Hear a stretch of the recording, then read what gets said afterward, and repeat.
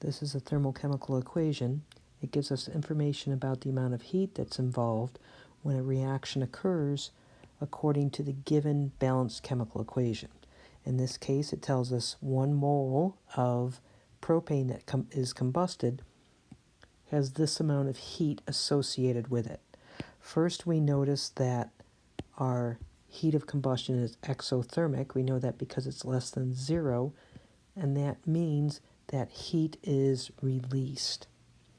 We're given our amount of our reagent in terms of grams, so we're going to have to convert this to moles, because this is the amount of heat that's associated with a mole of propane that's combusted.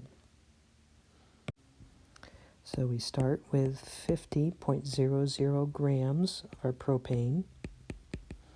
We determine our formula weight as being 44.11 grams per mole.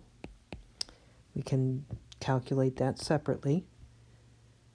And now we need to know that every mole is going to be associated with 24.1 kilojoules. When we do the math, this comes out to be a negative 2313.53 kilojoules. And now we can worry about sig figs.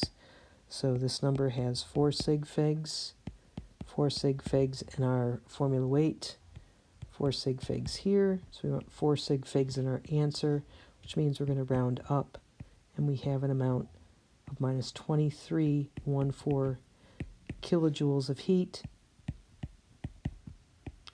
And again, we know that it's released.